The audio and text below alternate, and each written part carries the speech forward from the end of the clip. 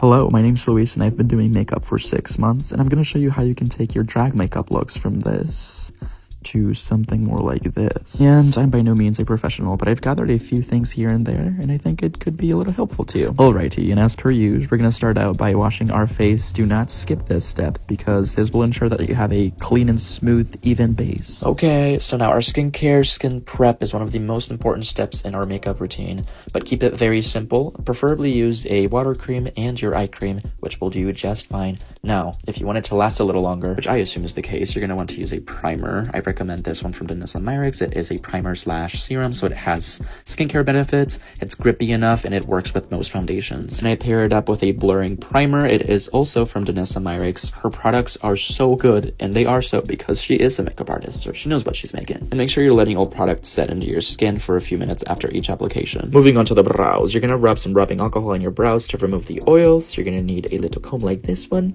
and a brow brush. And don't be afraid to work all that glue into your brows. You're gonna need it if you have bushy brows like me. And you're gonna want to brush the brows upward. I've tried other alternatives and they just don't work when you have brows this thick like I do, but feel free to brush at different directions if it works for you. Anyway, we're gonna go in with our brow brush and you're gonna slide it up and roll it away from your face so the bristles get through all the brows. Let's zoom in. And we're gonna let each layer of glue dry up fully before you apply the next one. Here's a little tip for you. You're gonna go in with some of that rubbing alcohol to blur out the edges of the glue, and it's gonna be so seamless and gorgeous. Use a hair dryer to speed up the process, and when you're in your last layer of glue, you're gonna use some setting powder. I use this one from Morphe, and if you're using any other setting powders, make sure it has a little bit of a tint to it to give you some coverage right away. And press it in hard so it smooths out the glue underneath. And now we're doing some color correction up in here. I use this one from e.l.f. It is dark enough for my dark facial hair. If you have lighter hair, you can use a more peachy toned corrector. And I like to go in with some concealer before my foundation to cover up some of my blemishes because they're really pigmented and typically foundation won't cover all of it. And once I'm done concealing my brows, I set them with a little bit of powder and we get to the base. And now we move forward with our foundation application. I use this one from Haas Labs. If you know me, I love this foundation. It's so good and it's very easy to work with. You're gonna go in with your hands or a brush to maximize coverage, and then you blend everything out with a damp makeup sponge, applying very light pressure, going in a bouncing motion. And now, this might be a little controversial, but if you're new to makeup, let me de-influence you. You don't need a cream contour, cream blush, liquid, whatever. You don't need it. These products tend to be a little hard to work with and you're gonna ruin your base, so don't complicate things for yourself and keep it simple. Though I finally learned how to work with these products, so I will be using them today. And honestly, you learn by making mistakes, so go right ahead and use your creams. And if you do choose to go for cream products, the Patrick Ta blushes and contours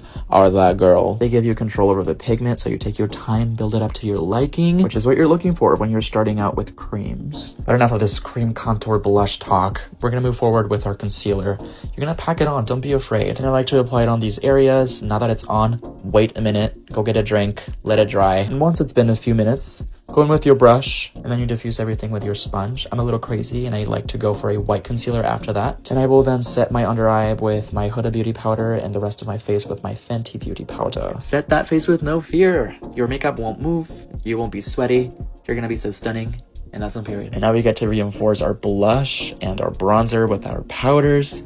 Don't be afraid. Once again, if you're doing drag, you want to look crazy, okay? Okay. Now we're gonna do our brows. I like to go in with some white eyeshadow to kind of...